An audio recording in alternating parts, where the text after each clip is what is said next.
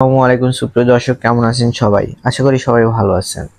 তো আজকে আমরা সেন্ট্রাল এশিয়ান এর ভিতরে একটি দেশ মঙ্গোলিয়া দেশ সম্পর্কে আমরা কিছু কথা বলবো এবং মঙ্গোলিয়া দেশে আপনার যেতে কত টাকা লাগে বা মঙ্গোলিয়াতে কি কি কাজ আছে এবং মঙ্গোলিয়াতে বয়স সীমা কত, এই তিনটি বিষয় নিয়ে আমরা আজকে আপনাদের মাঝে কিছু কথা বলবো। তো প্রথমত বলে আপনাদেরকে, মঙ্গোলিয়া কিন্তু চায়নার পাশের একটি কান্ট্রি।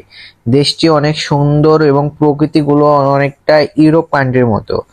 দেশটি এটা কেমন, আপনারা ইউটিউব চ্যানেলে বা গুগলে ঘাটাঘাটি করলে দেশটি সম্পর্কে অনেক কিছু জানতে পারবেন। তো সবকিছু এবার আমরা কেমন টাকা পয়সা লাগে এবং বয়স সীমা কত এবং কি কি কাজ আছে এই বিষয়ে আপনাদের মাঝে কিছু কথা বলবো। চলুন, তো কথা না বাড়িয়ে আমরা শুরু করি। আর যারা আমাদের চ্যানেলে নতুন আসছেন অবশ্যই চ্যানেলটি সাবস্ক্রাইব করে রাখবেন এবং আমাদের সাথে থাকবেন। তো আমরা এই তিনটি বিষয় নিয়ে আজকে কথা বলবো, আপনারা অবশ্যই ভিডিওটি না টেনে দেখবেন। তো 2022 থেকে 2025 সালের ভিতরে যারা ঢুকতে চাচ্ছেন তাদের পাসপোর্ট মূলত আপনারা বয়স সীমা কত থাকতে হবে, আপনারা বয়স সীমা সর্বনিম্ন 19 থাকতে হবে। 18 বছর হলে হবে না, আপনাকে সর্বোচ্চ 19 বছর হতে হবে, তাহলে আপনি এই দেশে আবেদন করতে পারবেন। 19 বছর থেকে 45 বছর পর্যন্ত দেশটিতে থাকতে পারবেন। এখন আমি এই মঙ্গোলিয়া দেশটিতে কোন কোন কাজের চাহিদা বেশি, আর এখন যদি আপনি এই দেশটিতে ঢুকতে চান প্রথমত কোন কাজগুলো আপনাকে জানতে হবে, কোন কাজগুলো আপনারা করতে পারবেন, সেগুলো হচ্ছে গার্মেন্ট সেক্টরের কাজ, 2 নাম্বার বিল্ডিং কনস্ট্রাকশনের কাজ। এই দুইটা কাজের চাহিদা মঙ্গোলিয়ার দেশটিতে অনেক বেশি। এখন বর্তমান বাংলাদেশ থেকে মঙ্গোলিয়াতে রিসেন্টলি অনেক লোক নেওয়া হচ্ছে। বর্তমান থেকে যে কয়টা শ্রমিক দিছে হাতে গুনে কিন্তু 2-1টা। আর এই জন্য এই দেশটি সম্পর্কে জেনে বুঝে আপনারা আসবেন। আর সর্বশেষ কথা, মঙ্গোলিয়াতে যেতে বাংলাদেশ থেকে কত টাকা লাগে এটা কিন্তু একটি গুরুত্বপূর্ণ বিষয়।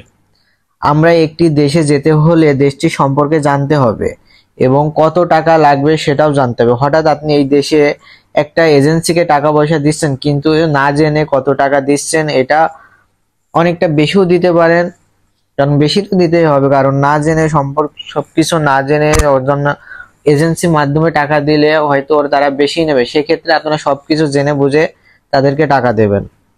তো এখন কত টাকা লাগতে পারে এই বিষয়ে বলি। তো 2025 সালে আপনার মঙ্গোলিয়াতে যেতে বর্তমান 3 লক্ষ থেকে 4 লক্ষ টাকা লাগতে পারে। এবং সেক্ষেত্রে যদি মঙ্গোলিয়াতে আপনার নিজস্ব কেউ লোক থাকে সেক্ষেত্রে আপনার টাকা পয়সা কমও লাগতে পারে। আর যদি কোনো এজেন্সির সঙ্গে কথা বলেন সেক্ষেত্রে 3 লক্ষ থেকে 4 লক্ষ টাকা, বা বাইরের দালালের সঙ্গে কথা বলে 4 লক্ষ 20ও লাগতে পারে। সেক্ষেত্রে আপনারা যাচাই বাছাই করে টাকা পয়সা দেবেন। এই দেশে কিন্তু আপনারা ওয়ার্ক পারমিট ভিসা ছাড়াও যাবেন না। যদি দেশটিতে ঘোরার উদ্দেশ্য থাকে তাহলে আপনারা ট্যুরিস্ট ভিসা দিয়ে যেতে পারবেন।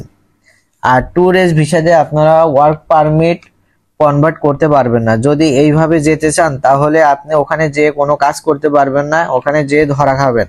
ওয়ার্ক পারমিট ভিসা নিয়ে বাংলাদেশকে বিএমএনটি এই ক্লিয়ারেন্স করে আপনারা বাংলাদেশ থেকে টিকিট নিয়ে আপনার মঙ্গোলিয়াতে যেতে হবে। সেক্ষেত্রে যদি আপনি ট্যুরিস্ট ভিসা দিয়ে যান তাহলে কিন্তু ভাই পস্তাবেন। এখানেই আমার ভিডিওটি শেষ করছি। আশা করি যারা বুঝতে পারছেন অবশ্যই কমেন্ট বক্সে বলবেন এবং যারা পারেননি তারাও কমেন্ট করবেন। তো এখানে আমার ভিডিওটি শেষ করছি। আল্লাহ হাফেজ।